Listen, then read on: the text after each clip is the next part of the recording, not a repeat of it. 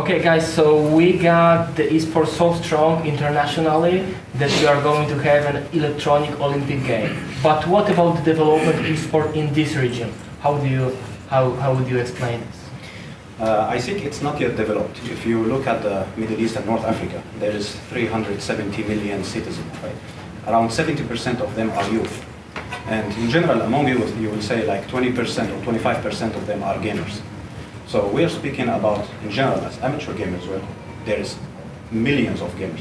Now, why it's not really being developed, there is some points related to the mentality, which is, you find it in all the markets. When something is still a trend, it's not yet a way of life. I remember, for example, I was going to the consulate of Bahrain to get a visa to make the first tournament with Jason. And we have one player, he wanted to compete there, so his mother called me. He said, Saeed, my son is going with you. He said, it's about video game. What is this like? I said, Mom, it's true. He's going there because he needs to compete in a tournament. He said, I don't believe it. Why don't you guys all come to our house and play? I said, because there is around 2,000 people coming there, and if your son wins, maybe he will get $10,000. He said, well, I have another son, he's also younger, maybe he go with you. I thought she invited these 2,000 to her house. So I believe all the players who started to earn something, and their parents started to support them, then this is one of the initial cycle in this entire ecosystem. And number two, also, financially speaking, most of the brands who have regional offices, they are based in Dubai. And in the UAE, there is 90% of the people are expats. You look at the gentlemen here, all of them, they are not from the UAE. So what happens is when they spend money on any terms of esports event or brand activation or anything, the experience is not remaining in the country. It's coming with the people and living with the people.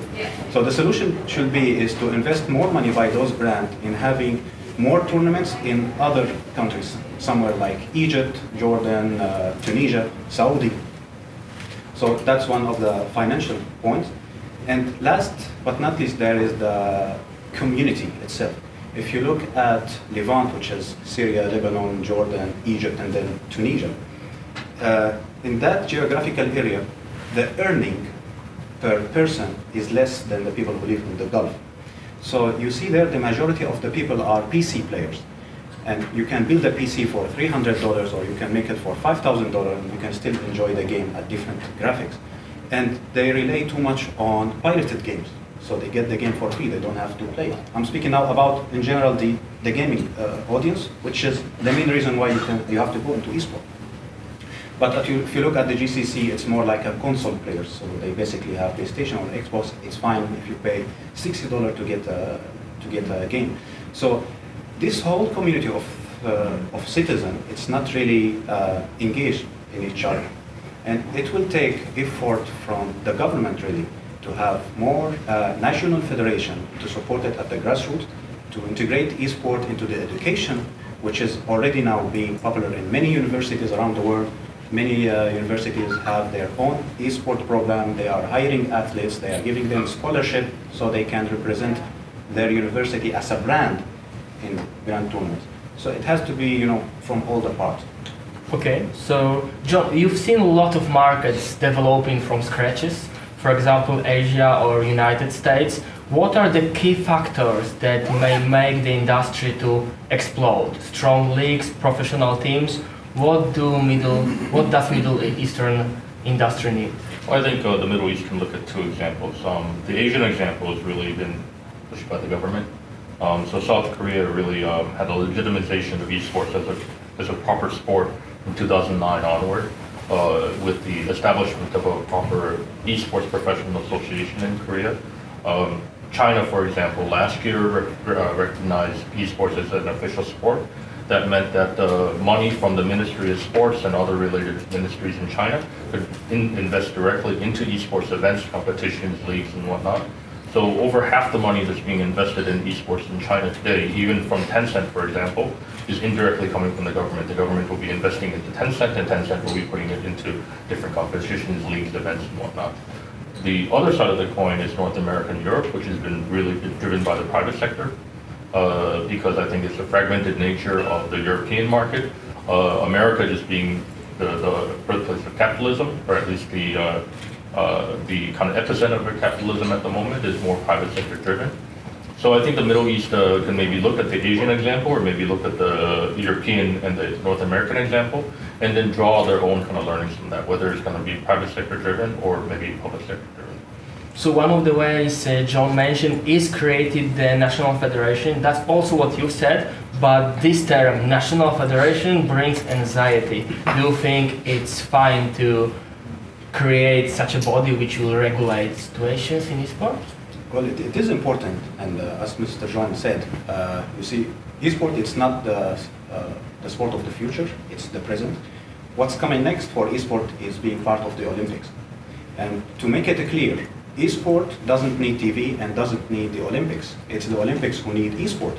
Because when you have games like League of Legends or Dota, having 60 million unique viewers per one event, this is where the viewers are. This is where people, mainly advertisers, would like to have their brands coming. But if you look at the current generation, nobody is really interested to see, let's say, someone with an iron ball rolling and throwing something. But you will definitely be looking at Virtus Pro battling Cloud9, for $1 million prize pool. So, in order to be part of the Olympics, the International Olympic Committee have too many specific requests. I'm sure Mr. Lee maybe can explain them better, but you have to establish athlete commissioning, an e-sport court, too many regulations, and it has to be a non-profit organization, part of the Olympic Committee of the country. So the government must establish this under their sport union, supported by their national committee, by their Olympic committee, and then I guess they need 40 members in 3 continents, minimum.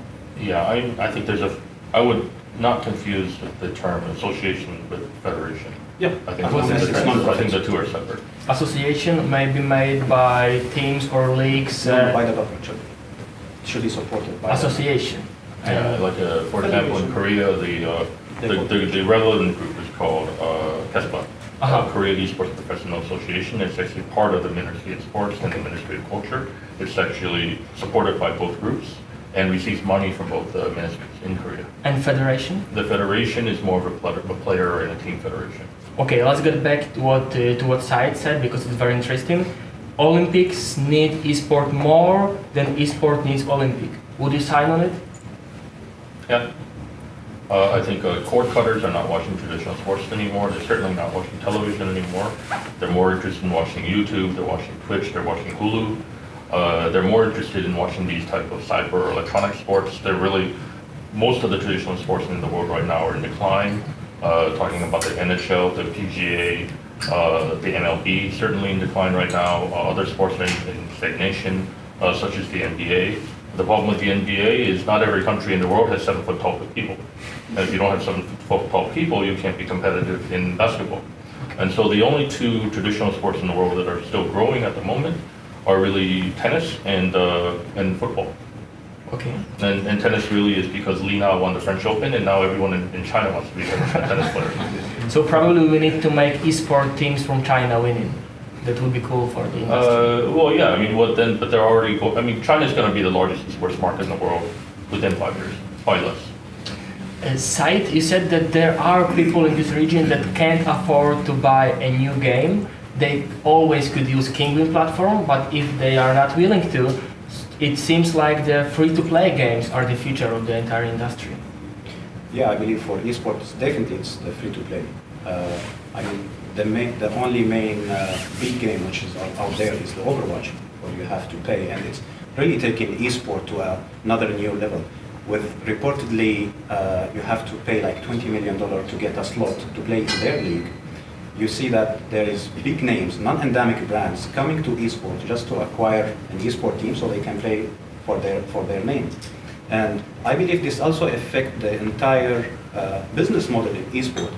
I think it's not yet complete, and you need maybe like 3 to 5 years more to see how those big companies are bringing big money and how it will change the entire ecosystem. Then you can have a complete business plan how esport is actually running.